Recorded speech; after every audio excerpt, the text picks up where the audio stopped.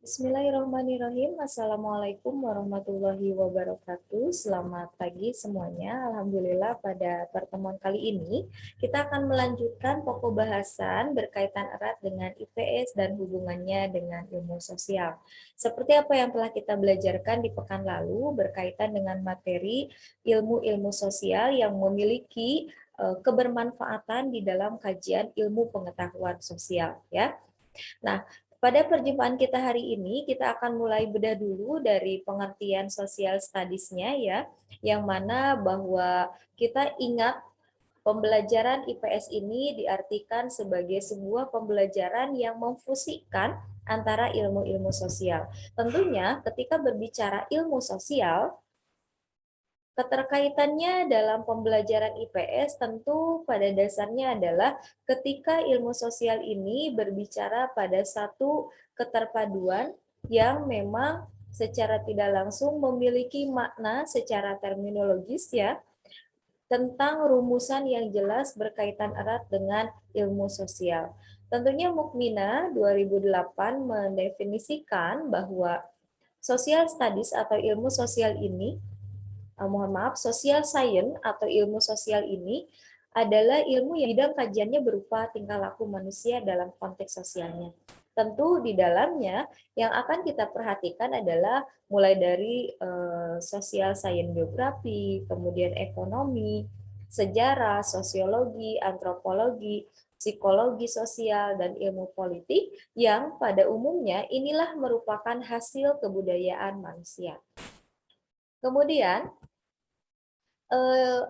antara social science dengan social studies tentu ini memiliki persamaan dan perbedaan, di mana antara social studies dengan social science ini memiliki sasaran yang sama, yakni objek kajiannya adalah manusia dalam lingkungan bermasyarakat.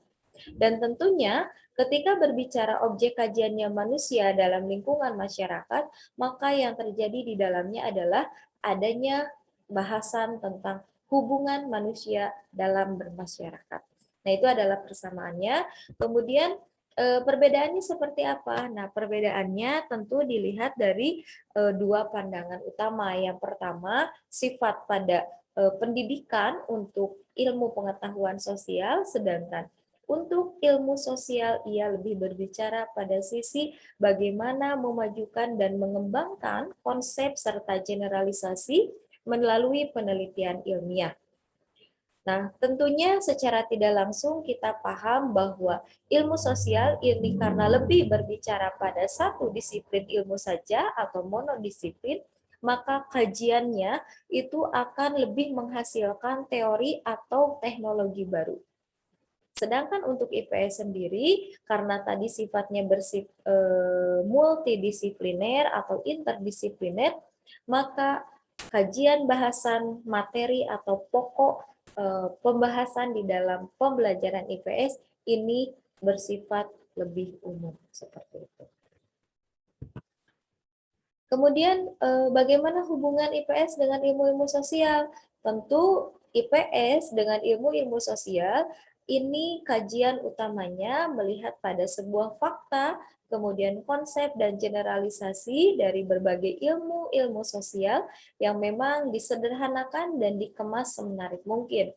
Di mana jika kita lihat bahwa pembelajaran IPS tentu memiliki hubungan yang sangat erat dalam atau dari pembelajaran geografi. Bisa kita contohkan langsung pada pembelajaran IPS di SD, misalnya pada tema pertama di kelas 4 SD itu ada satu tema yang berbicara tentang indahnya negeriku, dan di dalam tema tersebut di sana dibahas tentang materi kegeografian seperti denah, kemudian ruang bumi, kemudian jarak ya, arah, garis lintang, bahkan lokasi ruang dan sebagainya ya. Atau dalam pembelajaran geografi sendiri inilah yang disebut dengan kecerdasan spasial gitu ya. Bagaimana kita mampu memahami satu letak atau wilayah tertentu. Kemudian yang kedua adalah hubungan IPS dan ilmu ekonomi. Nah, ini biasanya kajian materi sudah dibahas pada pembelajaran di kelas 3, seperti ada materi yang berkaitan dengan pasar. Ya, mungkin teman-teman telah belajar dengan materi pasar, di mana pada pembelajaran kelas 3 di sana kita dibelajarkan tentang nama mata uang, ya, kemudian membedakan antara uang logam dengan uang kertas, kemudian berbicara bahwa kalau di pasar itu pasti ada istilah untung dan rugi, ya, kemudian bertemu dengan istilah produksi, konsumsi, dan distribusi. Nah, ini adalah pokok kajian bahasan IPS yang dilihat dari ilmu sosial ekonomi telah dibelajarkan pada materi pembelajaran kelas 3. Kemudian yang ketiga adalah hubungan IPS dan ilmu politik. Nah, kalau dalam ilmu politik ini muncul pada pembelajaran di kelas 4, 5, dan 6, di mana peserta didik sudah dikenalkan bagaimana sih mereka cara mengambil satu keputusan tertentu. Ya, karena berbicara politik itu adalah tentang kebijakan, otomatis peserta didik diarahkan bagaimana mereka itu bisa dan mampu menerima satu kebijakan tertentu. Contohnya apa? Contoh materi dibelajarkan di kelas 4, 5, dan 6 seperti materi pada pemilu. Kemudian materi pada kegiatan demokrasi. Nah, itu kelas 5 ya. Silakan teman-teman yang sudah mengajar boleh dibuka ya di buku paket SD atau MI-nya, sehingga nanti inilah yang bagian dari ilmu sosial politik, di mana pembelajaran IPS ini mengarahkan pada satu materi yang kajian utamanya adalah tentang bagaimana usaha manusia mampu berorganisasi dan bahkan mampu mengorganisasikan kekuasaan dalam mengatur manusia dan menyelenggarakan kepentingan rakyat serta bangsa. Gitu ya. Nah, itu dibahas. Bahkan di kelas 6 kan ada materi tentang ASEAN, di mana kita pun dipahamkan ya sebagai seorang tenaga pendidiknya, juga mungkin peserta didiknya, agar bisa membedakan negara-negara ASEAN yang ada di Asia Tenggara itu tidak semua negaranya berbentuk republik. Otomatis memiliki kebijakan-kebijakan tertentu bagi negara yang memang kesatuannya bersifat republik atau bahkan kerajaan, seperti itu. Kemudian yang keempat, hubungan IPS dan ilmu sejarah. Nah, tentu kalau materi ilmu sejarah sebetulnya sudah sangat dibahas dari mata pelajaran IPS di kelas 2. Contohnya apa? Seperti di kelas 2 SD itu ada materi tentang silsilah keluarga. Nah, silsilah keluarga di sini berarti berbicara bagaimana peserta didik mampu mengingat kembali atau bahkan mampu mengurutkan tentang urutan-urutan keluarga besar mereka dari kurun waktu yang sangat lama, dari masa lalu, misalnya siapa nenek buyutnya, kakek buyutnya gitu ya, kemudian kakeknya, neneknya, ibunya, adik dari ibunya, jika laki-laki disebut apa, jika perempuan disebut apa, adik dari ayahnya, jika perempuan disebut apa, laki-laki sebut apa, kakak dari ayahnya, kakak dari ibunya, sampai turunan yang mendasar pada si objek anak tersebut gitu ya. Nah, inilah yang disebut dengan hubungan IPS dalam ilmu sejarah. Jadi berbicara di mana IPS itu selalu mengajarkan tentang materi yang terkait pada kurun waktu baik di masa lalu, masa sekarang ataupun masa mendatang. Atau di kelas 3 mungkin sudah dibelajarkan, kalau tidak salah ada materi tentang proklamasi, ya, berbicara tentang materi Sumpah Pemuda. Kemudian di kelas 4 ada materi tentang peristiwa kemerdekaan bangsa. Kemudian di kelas 5 ada materi yang berkaitan erat dengan peristiwa penjajahan gitu ya. Dan bahkan di kelas 6 ada satu materi yang berkaitan tentang letak geografis dan astronomis yang memang berbicara dari sisi kesejarahan. Kenapa negara Indonesia diberikan namanya Indonesia gitu ya. Nah, inilah keterhubungan antara pembelajaran IPS dengan ilmu-ilmu sosial. Kemudian selanjutnya IPS dilihat dari hubungan antropologi. Nah, tentu ketika berbicara tentang antropologi, kita pun sudah tahu ya kalau antropologi ini adalah ilmu tentang budaya atau ilmu yang mempelajari kebudayaan.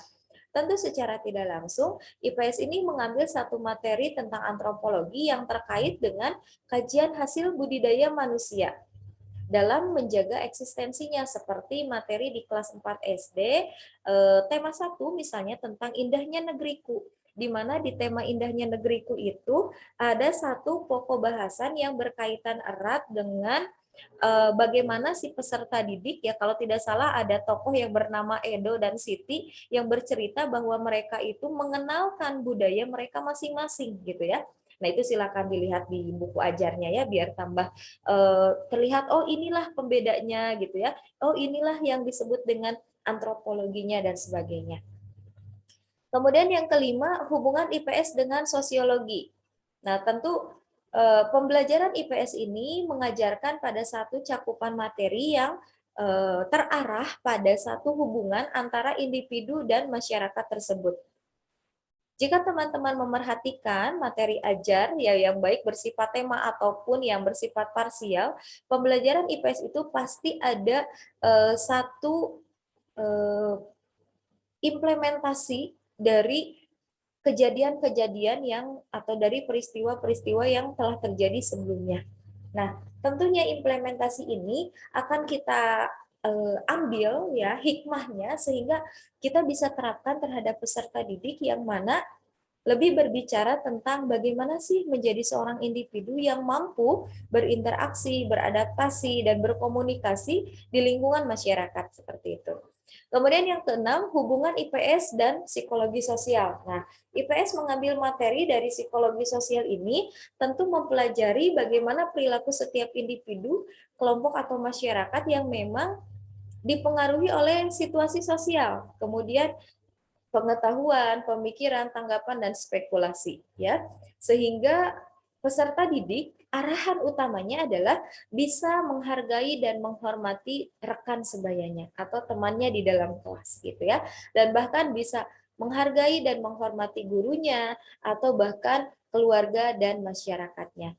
Dan secara tidak langsung peserta didik pun bisa memiliki rasa simpati dan empati ketika mereka selesai mendapatkan pembelajaran IPS di kelas.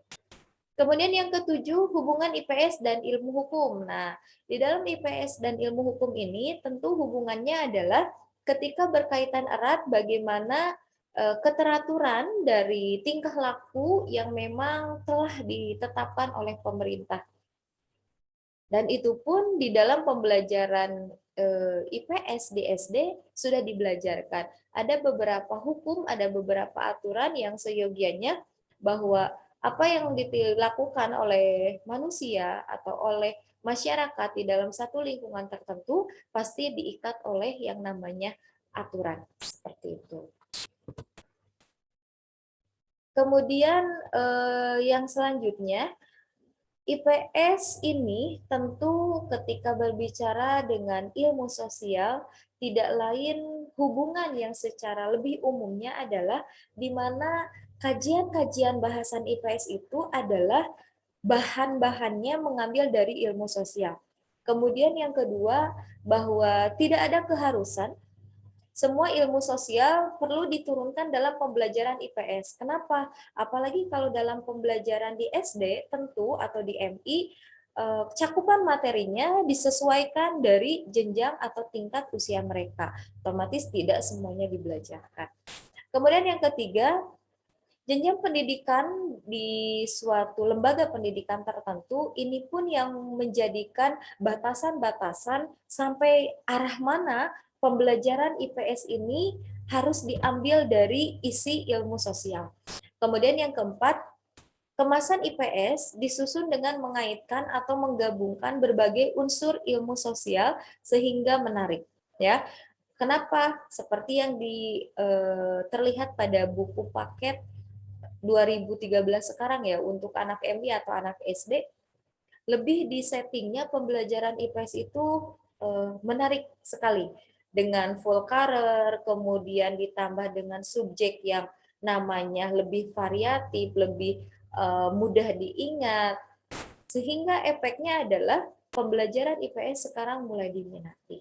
Mungkin seperti itu teman-teman semuanya dari video pembelajaran kita hari ini. Semoga berkenan. Silakan nanti disimak, didengarkan, dan manakala ada yang mau didiskusikan, silakan dituliskan dulu pertanyaannya. Pekan depan kita akan bahas langsung melalui Zoom meeting. Terima kasih banyak. Saya akhiri. Wassalamualaikum warahmatullahi wabarakatuh.